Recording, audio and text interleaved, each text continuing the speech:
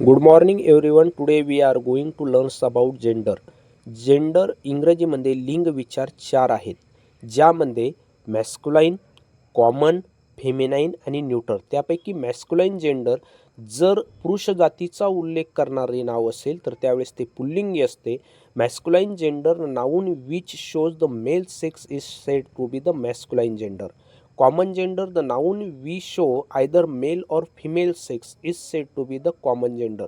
ज्या नामामुळे स्त्रीलिंगी किंवा पुल्लिंगी या दोन्हीपैकी कोणत्याही एकाचा बोध होत असेल तर त्यास उभयलिंगी जेंडर असं संबोधल्या जातं. मॅस्क्युलाइन जेंडर काय होतं तर पुरुष जातीचा उल्लेख होतो आणि कॉमन जेंडरमध्ये दोन्हीपैकी एका जातीचा बोध आपणास दिसून येतो, त्यावेळेस ते कॉमन जेंडर असते. मॅस्क्युलाइन जेंडर काय आहे, which show the male sex, and common gender काय आहे, विच शो द मेल और female sex. Then feminine gender, a noun which show the female sex is said to be the feminine gender. स्त्री जातीचा उल्लेख करणाऱ्या शब्दास व नामास आपण काय म्हणतो तर स्त्रीलिंगी म्हणतो. The feminine gender which show the female sex is said to be the feminine gender. Then neuter gender, the noun which shows the lifeless thing is said to be the neuter gender. ज्या नावातून पुरुष किंवा स्त्री जातीचा उल्लेख होत नाही अशा शब्दांना काय म्हणतात तर नपुंसक लिंगी शब्द म्हणतात. इंग्रजीमध्ये भाववाचक नामं व समूहवाचक नामं नपुंसक लिंगामध्ये येतात.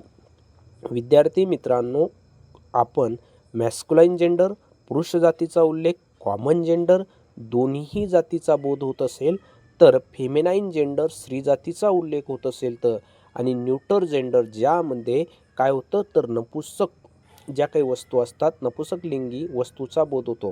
त्यामध्ये उदाहरण भाववाचक नामं व समूहवाचक नावं जे काही आहेत तर हे कशामध्ये येतात तर हे न्यूटर जेंडरमध्ये येतात.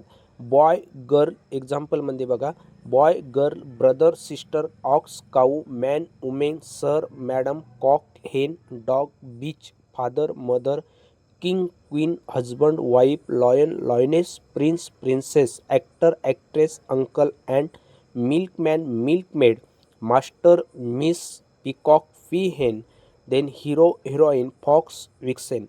These are the example of masculine and feminine gender. Boy girl, brother sister, ox cow, man woman, sir madam, cock hen, dog beach, father mother, king queen, husband wife, lion lioness, prince princess, actor actress, uncle and milkman milkmaid, master miss, peacock peahen, hero heroine, fox विक्झेन.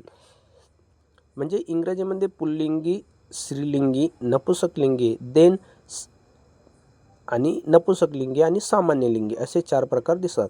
Sun daughter, papa mamma, grandson granddaughter, step brother step sister, tiger tigress, heir heiress, god goddess, author authoress, horse mare. That is the example of masculine to feminine gender. Then छोटे पक्षी किंवा प्राणी यांच्यासाठी it हे सर्वनाम वापरले जाते. तसेच मोठ्या प्राण्यांसाठी सुद्धा इट हे सर्वनाम वापरले जाते. परंतु नर किंवा मादी असा उल्लेख करायचा असेल तर तिथं ही किंवा सी हे वापरल्या जाते. जसं it is a cat, it is a dog, it is a beach.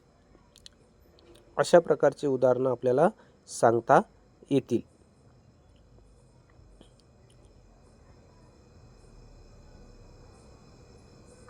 छोटे पक्षी किंवा प्राणी यांच्यासाठी. त्यानंतर रेल्वे, विमान, जहाज, देश यांच्या नावाने फेमिनाइन जेंडर स्त्रीलिंगी मानल्या जाते. जर रेल्वे असेल, विमान असेल, जहाज असेल किंवा देश या नावाने जर एखादे शब्द येत असतील तर ते फेमिनाइन जेंडर म्हणजे स्त्रीलिंगीमध्ये मानल्या जाते. त्यांच्यासाठी SHE सी हे सर्वनाम वापरले जाते. India has her own memorable culture, has her own memorable culture. निसर्गातील जे ऑब्जेक्ट सुंदरता, नाजूकता किंवा आकर्षकता याचे प्रतिनिधित्व करतात त्यांना फेमिनाइन जेंडर किंवा स्त्रीलिंगी असं संबोधण्यात येतं. त्यांच्यासाठी सी हे सर्वनाम वापरले जाते. The sun, the earth, the nature, the spring, hope, faith, peace, justice हे रेल्वे म्हणजे निसर्गातील जे ऑब्जेक्ट आहेत, आकर्षक वस्तू आहेत, यांच्यासाठी ते फेमिनाईन जेंडर वापरले